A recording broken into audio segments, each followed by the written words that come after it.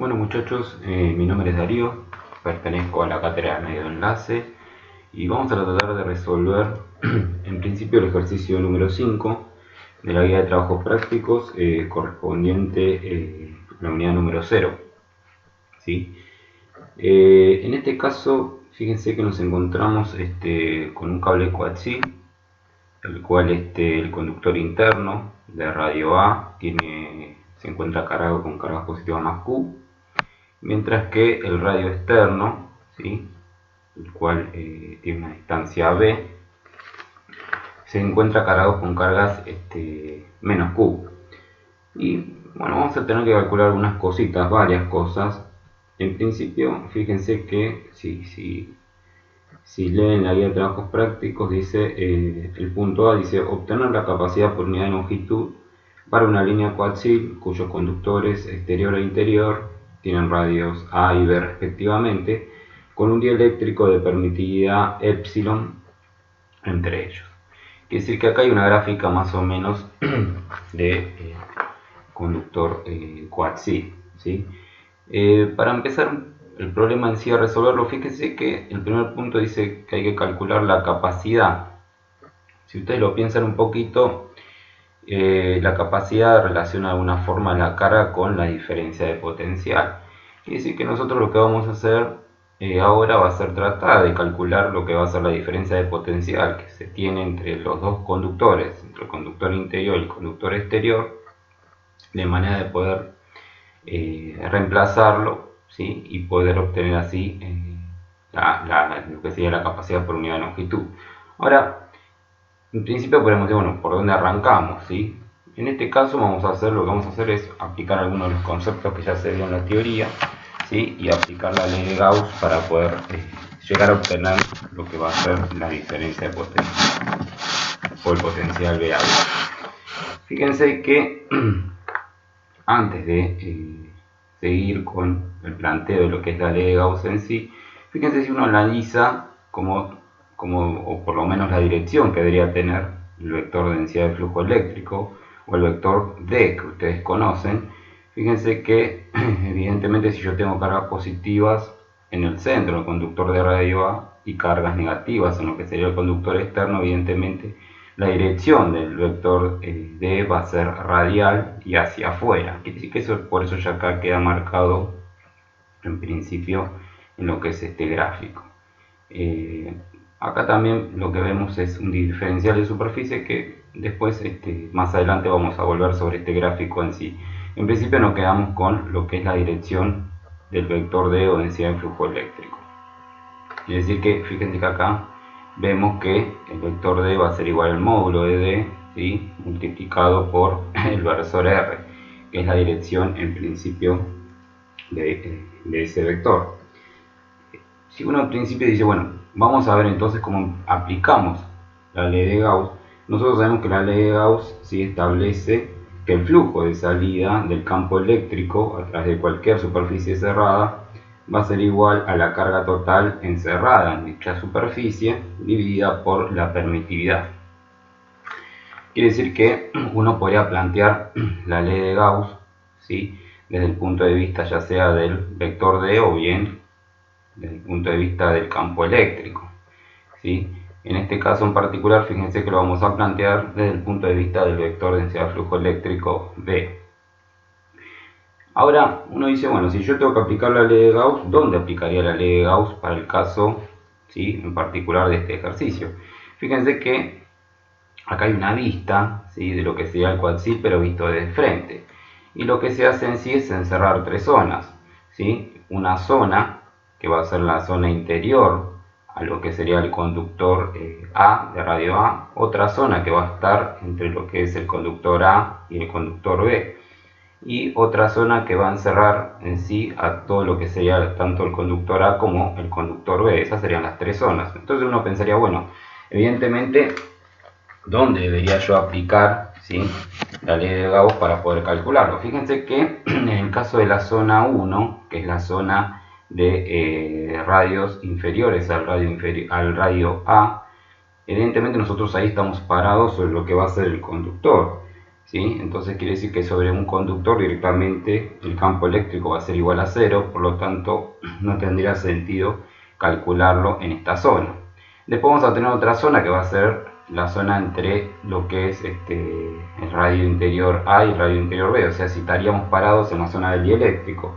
En esta zona sí, el campo eléctrico es distinto de 0, por lo tanto lo vamos a tener que tener en cuenta, y vamos a tener una tercera zona que es por fuera del radioconductor B, y fíjense que en esta zona nosotros vamos a encerrar tanto a la carga más Q como en la carga menos Q. Por lo tanto, en este caso también el campo eléctrico va a ser igual a 0. Es decir que, en principio, uno tendría que aplicar la ley de Gauss en lo que sería la zona 2, ¿sí? Es decir, en la zona, podemos decir, del dieléctrico. Ahora, una vez que hicimos, bueno, evidentemente ya sabemos en qué zona tenemos que aplicar la ley de Gauss. Pero fíjense que acá está escrito cómo sería la ley de Gauss, ¿sí? Que dice que la integral de superficie, el vector D por el diferencial de superficie va a ser igual a la carga.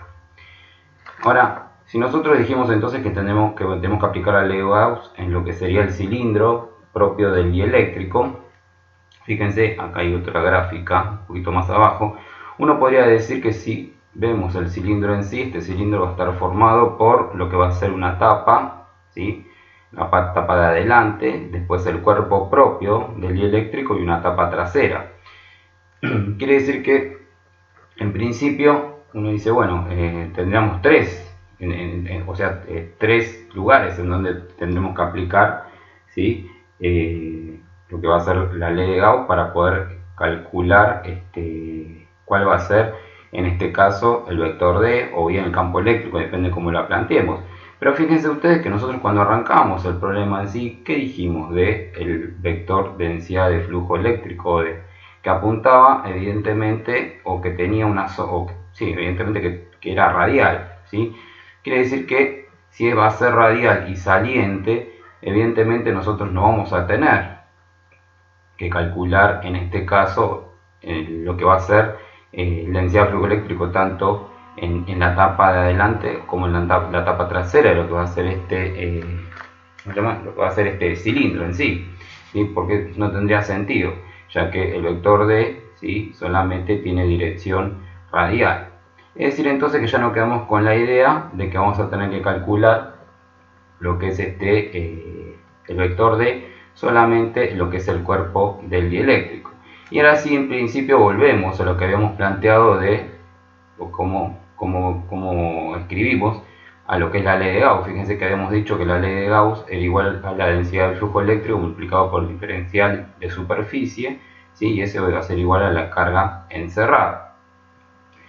Entonces, volviendo un poquito al gráfico que pusimos al principio, ahí sí tiene sentido ver, ¿sí?, cuál va a ser el diferencial de superficie y la orientación que tiene. Evidentemente la orientación del diferencial de superficie, ¿sí?, es radial, es un diferencial S vector, quiere decir que ese diferencial S vector va a ser igual a que, fíjense que va a tener dos componentes, una componente dada por R diferencial phi, ¿sí?, que es la que se marcó acá con rojo, y una componente que va a ser igual a la diferencial de Z.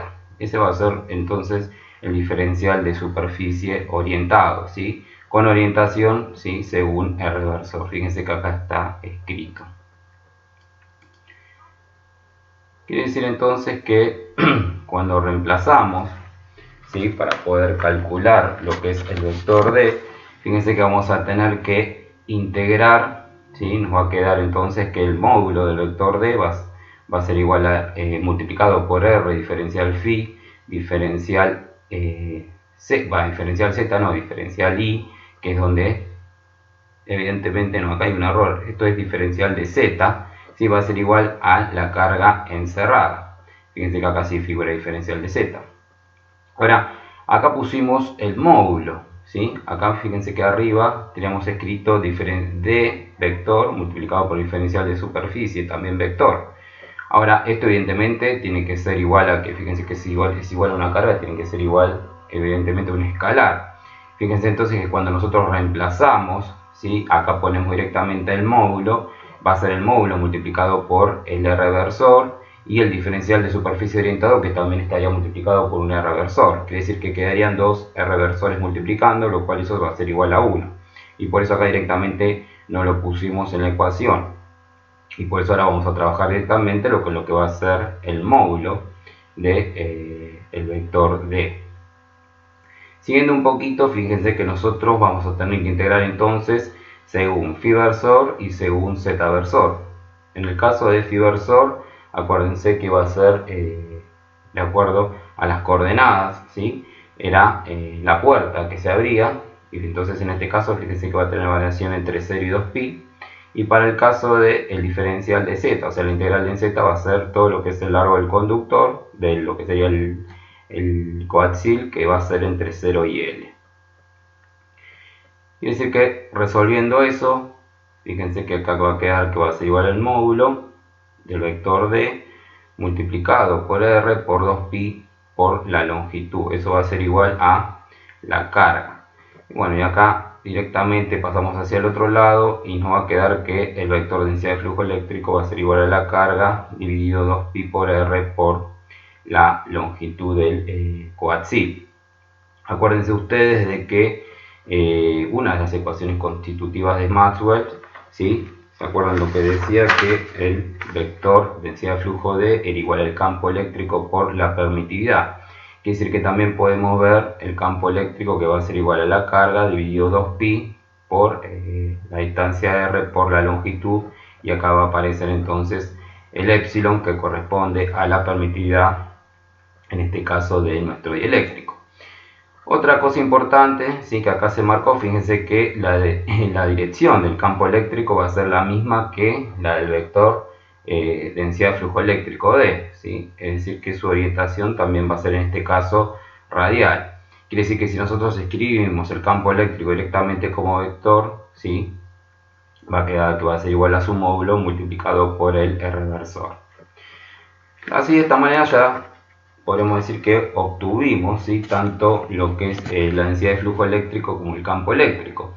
Ahora, volviendo a lo que tenemos que calcular en este punto A, que era la capacidad, recuerden ustedes que lo que teníamos que obtener, ¿sí?, era el potencial entre A y B. Bueno, en este caso, si ya obtuvimos cuál va a ser el campo eléctrico, lo que tendríamos que hacer ahora, ¿sí?, sería realizar la integral del campo eléctrico para poder obtener el potencial entre A y B.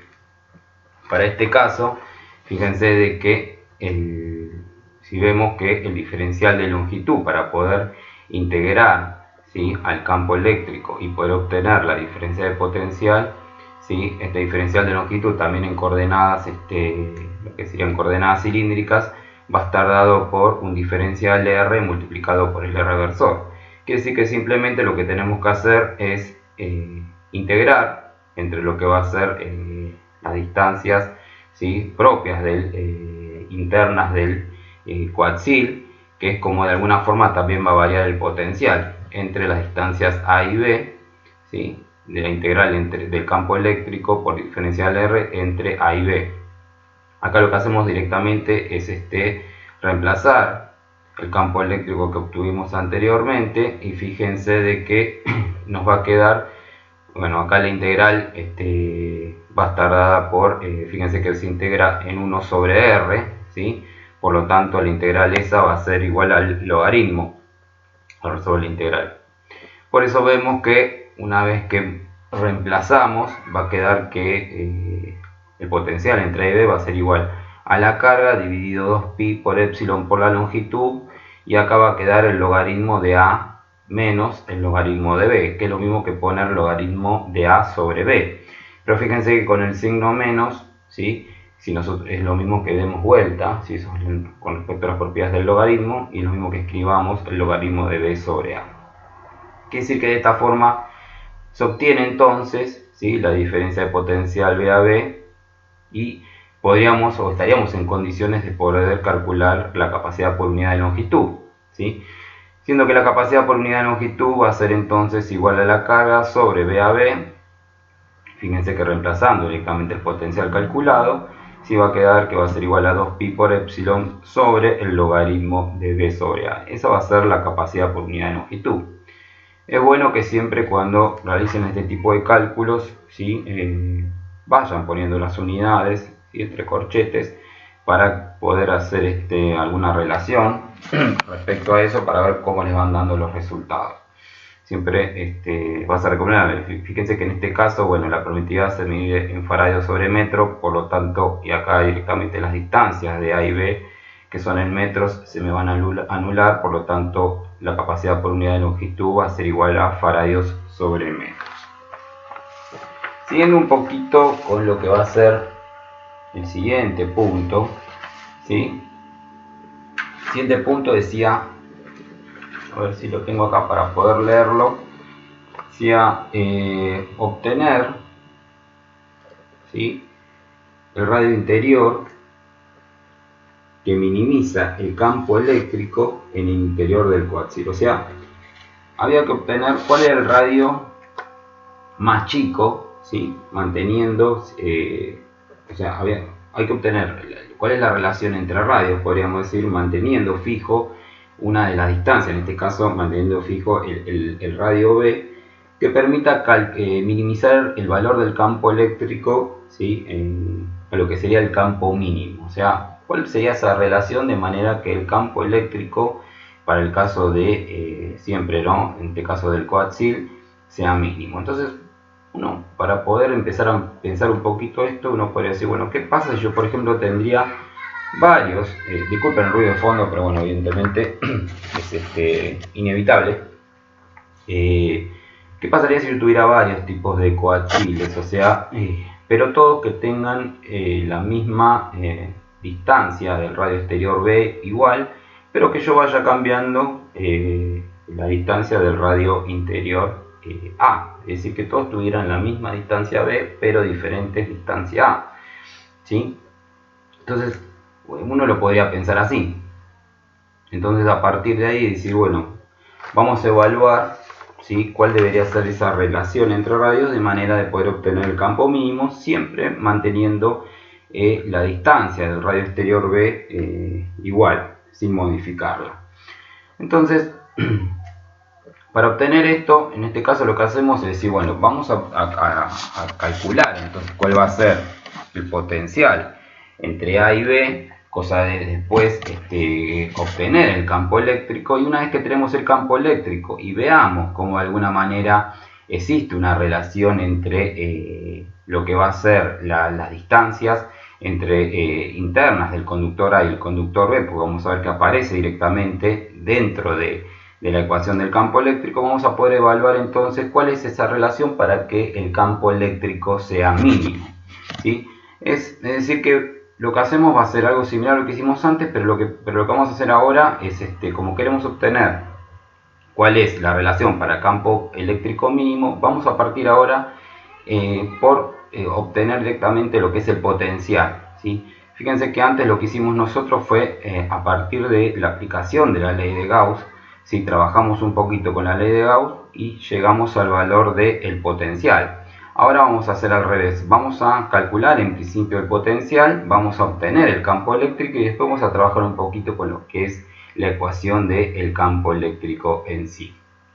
Ahora, para poder obtener el potencial, ¿sí? Lo que hacemos es aplicar, en este caso, Laplace, ¿sí?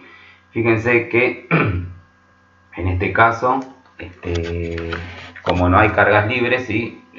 Por eso asimilamos directamente la ecuación de Laplace. Y lo que tenemos que hacer evidentemente es calcular el laplaciano, o por lo menos mostrar cómo sería el laplaciano en coordenadas cilíndricas.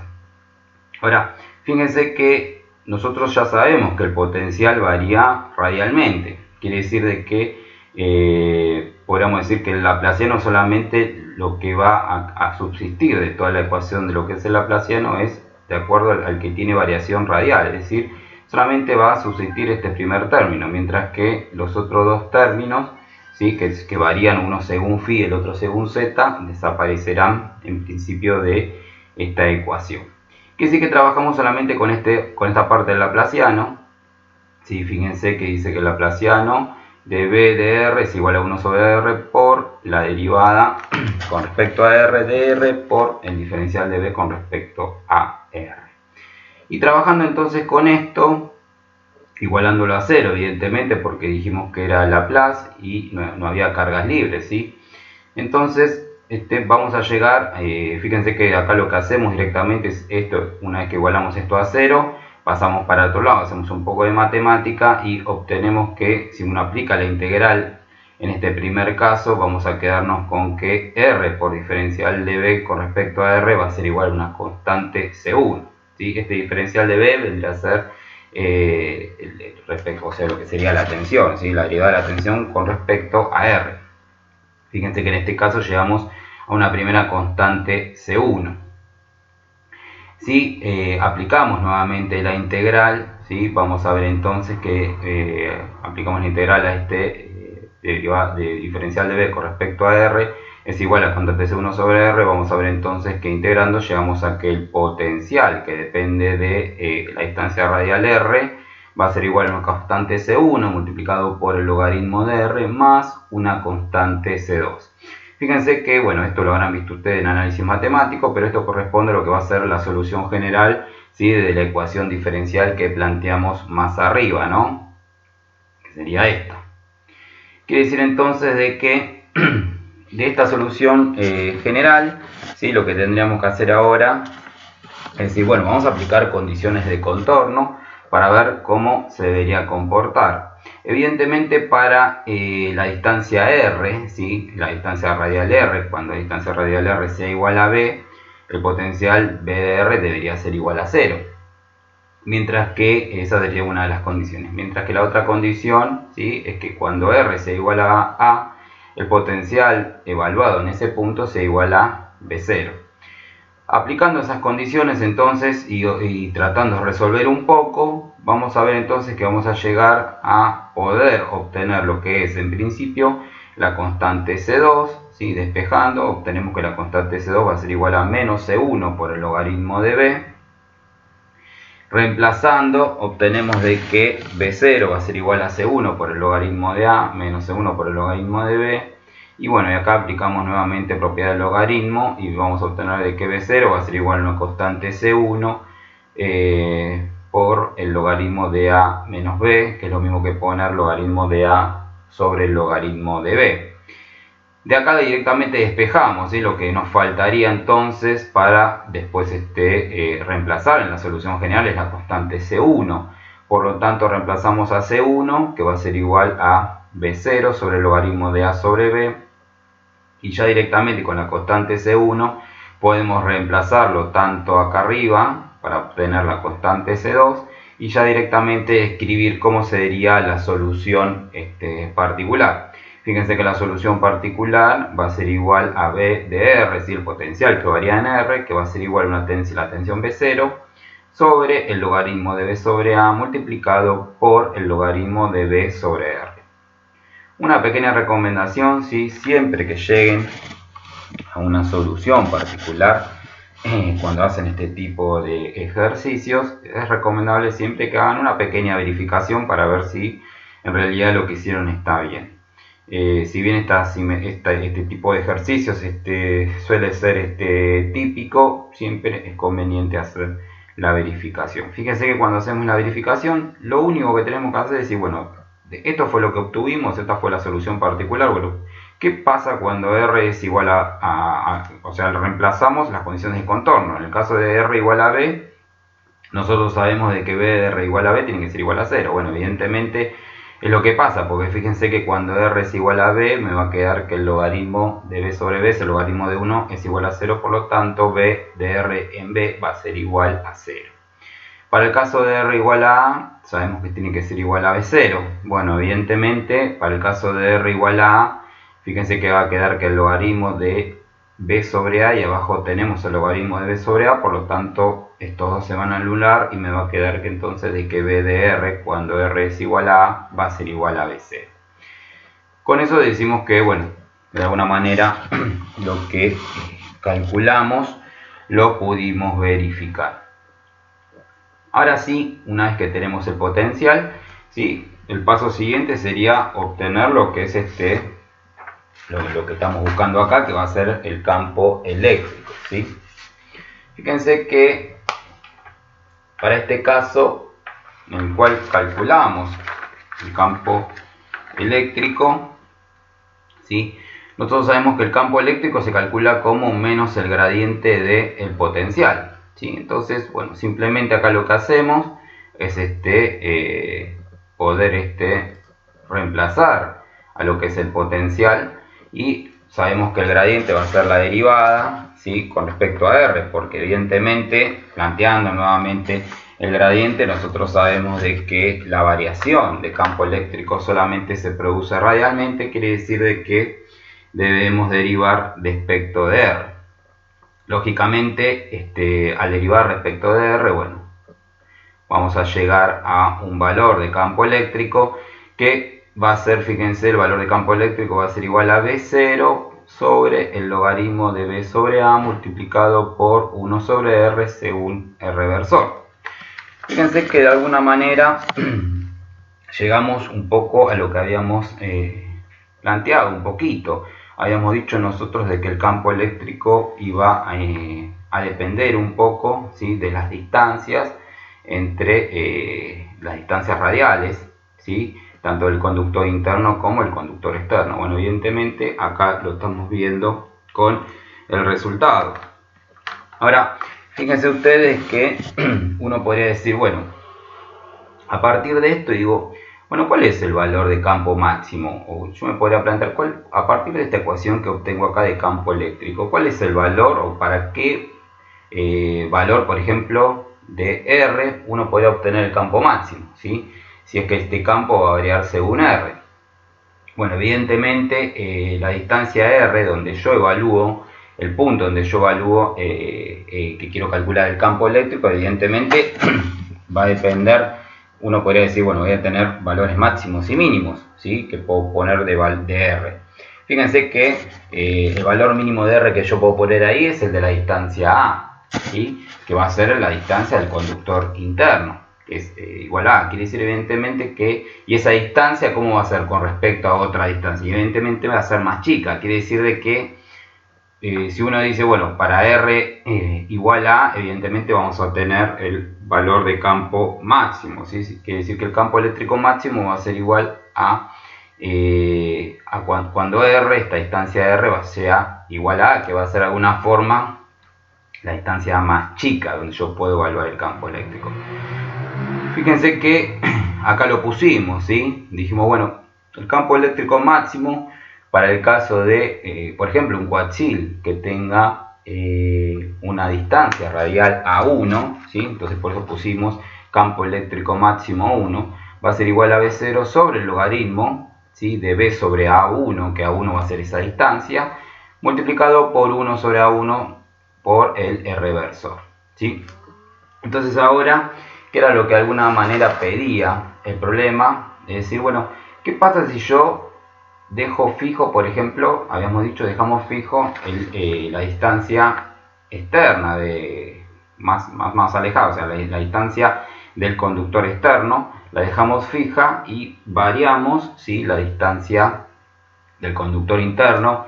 ¿Qué va a pasar con el campo, ¿sí?, y dónde vamos a obtener el campo mínimo? Entonces, fíjense que decimos, bueno, ¿cuál sería el valor? Entonces, acá lo que se hizo fue levantar una curva de alguna manera, ¿sí?, para diferentes valores de relaciones entre A y B, ¿sí?, teniendo en cuenta, como dijimos, de que mantenemos fijo la distancia B y lo que se varía siempre es la distancia del conductor interno A1.